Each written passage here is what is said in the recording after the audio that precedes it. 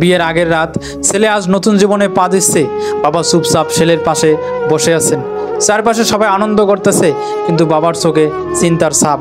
হঠাৎ ছেলেকে বাবা বললেন, একটা কথা বলি শোনো, আজ তোমাকে কিছু কথা বলতে চাই। এই কথাগুলো তোমার বিবাহিত জীবনে সারা জীবন কাজে লাগবে। বাবা বলা শুরু করলেন, জানো, আগেরকার দিনে নতুন বউকে গরুর গাড়ি দিয়ে নয়, বরং পালকিতে করে আনা হতো। ভাবছো কেন? কারণ সবাই যেন বুঝে নেয় পালকিতে একজন রাজরানীকে আনা হচ্ছে, কোনো সাধারণ মানুষকে নয়। সেই সম্মানটা যেন সারা জীবনেই থাকে, সেটা নিশ্চিত করা ছিল স্বামীর দায়িত্ব। আজ তো তুমিও এক রাজরানীকে ঘরে আনবা। মনে রাখবা, তার গায়ের সোনার গহনা যতটা মূল্যবান, তার সম্মানও তার চেয়ে অনেক বেশি মূল্যবান। আর তুমি কি জানো পালকিতে বসে নতুন বউ কেন কাঁদে? অনেকেই ভাবে ও বুঝি মা বাবাকে ছেড়ে চলে আসার দুঃখে কাঁদতেছে, কিন্তু না, এটা শুধু পরিবার ছাড়ার কষ্টে কাঁদে না। সে কাঁদে কারণ সে জানে না তার ভবিষ্যৎ কেমন হবে। তার জীবনে সম্পূর্ণ দায়িত্ব তোমার হাতে তুলে দিচ্ছে একদম অচেনা একজন মানুষ। তোমার কাজ এই অজানা ভয়কে ভালোবাসায় বদলে ফেলা।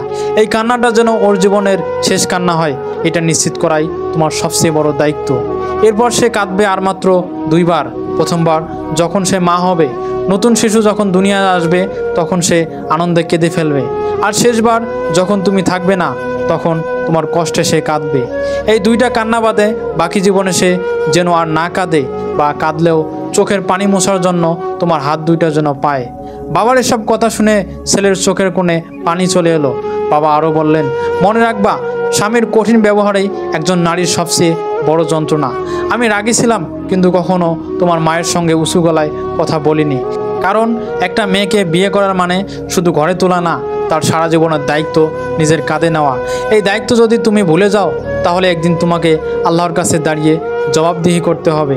আর একটা কথা মনে রাখবে, তোমার বউয়ের মা বাবাকে কখনো শ্বশুর শাশুড়ি বলবা না, বলবা মা আর বাবা।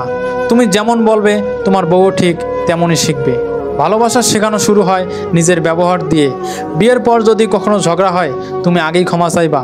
সন্তান হলে মনে রাখবা, সে শুধু তোমার না, তোমাদের। গভীর রাতে যদি বাচ্চা কেঁদে ওঠে, তাহলে দুজনে উঠে পড়বে, শুধু বউকে একা উঠতে বলবা না। প্রতিটা মুহূর্তে বউকে সম্মান দেবে, ভালোবাসবা আর পাশে থাকবা। বিয়ে মানে শুধু দুটি মানুষ এক হওয়া না, এটা একে অপরের চোখের জল মুছে ফেলার চুক্তি।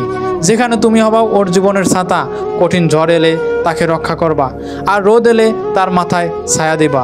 শেষে বাবা বললেন, আজ তো তুমি বর, কাল তুমি হবা স্বামী, তারপর হবা বাবা। কিন্তু আজ এই রাতেই আমি তোমাকে বলছি, তুমি যেন সব কিছুর আগে একজন ভালো মানুষ হয়ে থাকো। মানবিক, দয়া আর দায়িত্ববান মানুষ। কারণ ভালো স্বামী হতে হলে আগে ভালো মানুষ হতে হয়।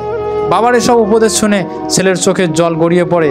আজ বুঝি জীবনের সবচেয়ে বড় মূল্যবান শিক্ষাটা সে পেয়ে গেল বাবার মুখে, তাও আবার বিয়ের আগের রাতে। এই গল্পের শিক্ষা হলো, বিয়ে শুধু একটা অনুষ্ঠান নয়, এটা একটা দায়িত্ব। দুজনে একসাথে জীবন গড়ার প্রতিশ্রুতি। আর এই দায়িত্ব ও প্রতিশ্রুতি ঠিকভাবে পালন করাই হোক একজন স্বামীর আসল পরিচয়।